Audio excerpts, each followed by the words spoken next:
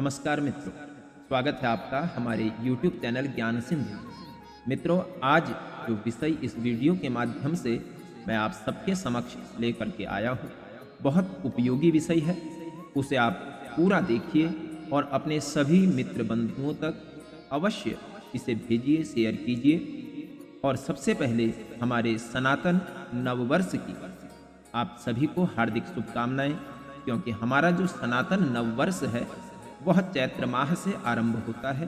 चैत्र माह की शुक्ल पक्ष की प्रतिपदा तिथि से हमारा संवत्सर परिवर्तन होता है और संवत्सर के परिवर्तन होने के साथ ही नववर्ष का आरंभ होता है, क्योंकि हमारे प्रत्येक व्रत, उपवास, त्योहार इत्यादि जो भी मांगलिक कार्य हैं वह चैत्र शुक्ल की नवरात्रि से नव संवत्सर से ही आरंभ होते हैं।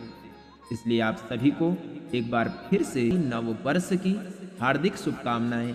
आपके परिवार में, आपके घर में, आपके जीवन में यह नव वर्ष एक नई उमंग, नए उत्साह, नई खुशियां, नए मंगल कार्यों को लेकर के आए।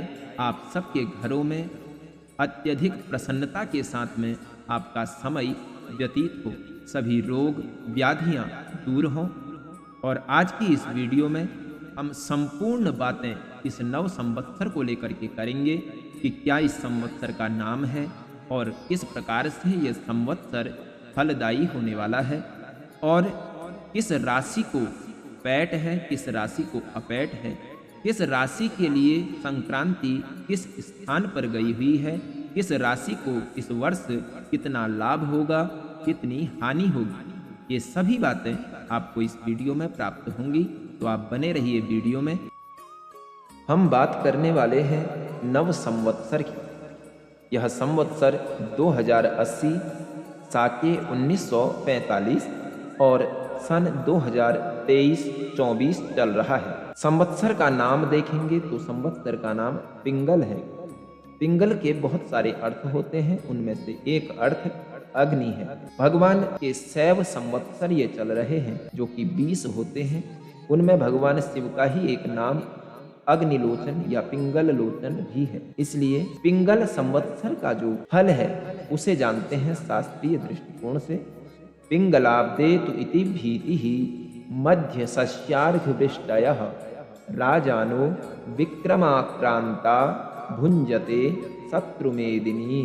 कहा गया है कि पिंगल संवत्सर के आने पर संसार में दैवीय आपदाओं का प्रादुर्भाव अधिक होता है, जैसे अत्यधिक बरसात होना, तूफान आना, भूकंप और बाढ़ तथा अग्नि का प्रकोप। ये सब भय बनते रहते हैं। राजाओं में आपसी युद्धों की संभावना बनी रहती है, जिससे आम जनता व कृषि कार्यों में हानि होने की संभावना रहेगी।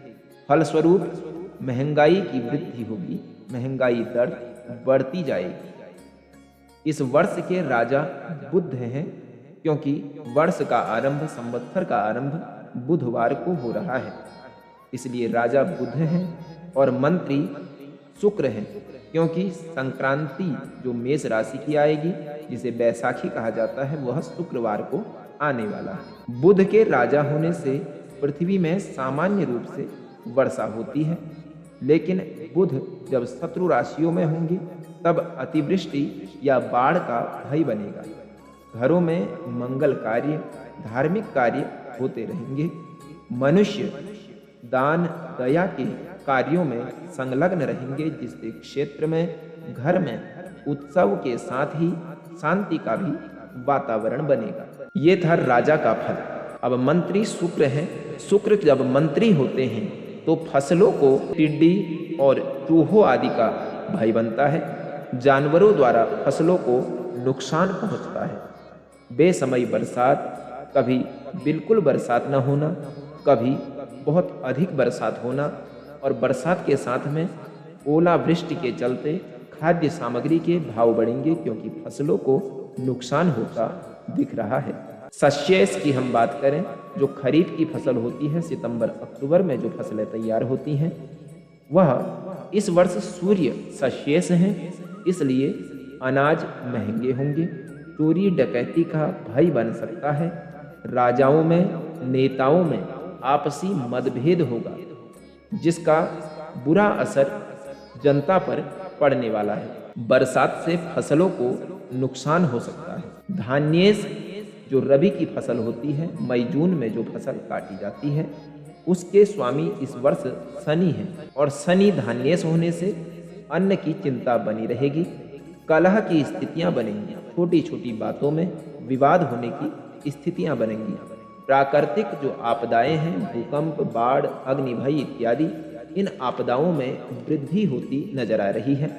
मेघेश इस वर्ष गुरु है, जिसके कारण नए नए सुख साधनों की वृद्धि होगी। मनोरंजन के साधन सरलता से प्राप्त होंगे। रसेश के स्वामी इस वर्ष मंगल है और मंगल होने से मनुष्य स्वार्थी व्यवहार वाले होंगे। अपने स्वार्थ से ही किसी का कार्य करने वाले होंगे। वातावरण कैसा रहेगा? तो खंड वृष्टि का वातावरण रहेगा।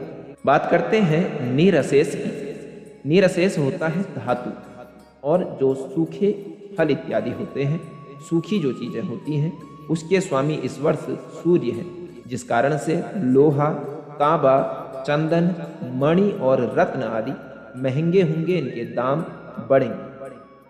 फलेश फलों के स्वामी गुरु हैं। गुरु के फलों के स्वामी होने से वृक्ष जो हैं फल और पुष्पों से भरे रहेंगे। लोगों में आत्मविश्वास की वृद्धि होगी। मंदिरों में उत्सव के माहौल बनते रहेंगे।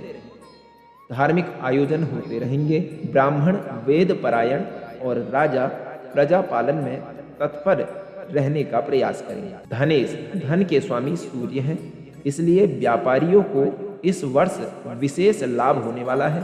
साथ ही जिनका पशुओं से संबंधित व्यापार है, पशुओं का क्रय विक्रय जो करते हैं, उनको इस वर्ष अधिक लाभ होगा। दुर्गेश सेना के जो अधिपति हैं, वह इस वर्ष देवगुरु बृहस्पति हैं, इसलिए न्याय, यश, कीर्ति, सुख और समृद्धि में वृद्धि होती दिख रही है। प्रजा राजा की आज्ञा को मानने वाली होगी और संतोष का भाव जनता में बना रहेगा। बात करते हैं रोहिणी के वास की, तो पर्वत के तट पर इस वर्ष रोहिणी का वास होगा और समय का वास इस वर्ष धोबी के घर होने वाला है।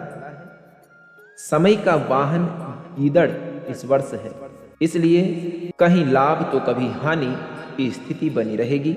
अब बात करते हैं पैठ अपैठ अर्थात शुभ और अशुभ। संवत्सर के दिन 22 मार्च के दिन, जिस दिन से नववर्ष आरंभ होगा, उस दिन मेष राशि, सिंह राशि और धनु राशि को अपैठ रहेगा, बाकी सबको पैठ रहेगा। माता भगवती की पूजा आराधना करें, शुभ फलों की आपको प्राप्ति होगी।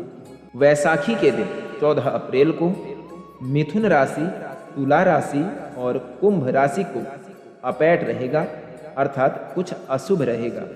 भगवान शिव में जल अर्पित करें वैसाखी के दिन, आपको पूरे वर्ष लाभ की प्राप्ति होगी। बात करते हैं वाम पादुका की। वाम पादुका दोष का अर्थ है पूरे वर्ष भर कोई ना कोई रोग, चिंता, व्याधि बनी रहती है।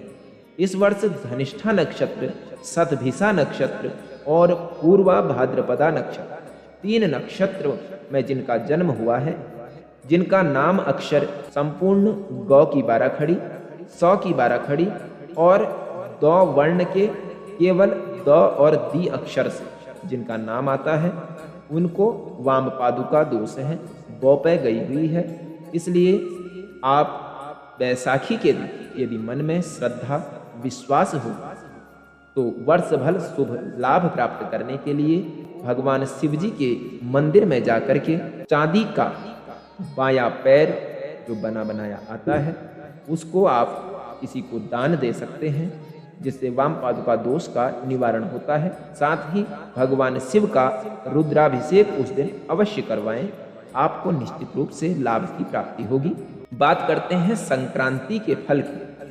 संक्रांति किस अंग में किन जातकों की गई हुई है, इसमें आपको अपनी जन्म कुंडली के आधार पर अपना जन्म नक्षत्र देखना है, नक्षत्र के अनुसार यह संक्रांति असर करती है।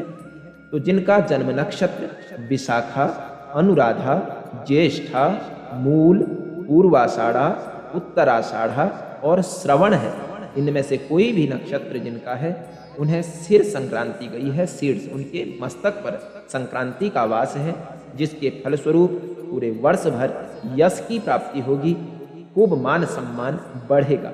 जिनका जन्म नक्षत्र हस्त, चित्रा या स्वाति है, उनकी मुख में संक्रांति है। मुख में संक्रांति होने से विद्या का लाभ होगा, वाणी से आप विशेष लाभ प्राप्त करेंगे, ज्ञान की प्राप्ति आपको होगी।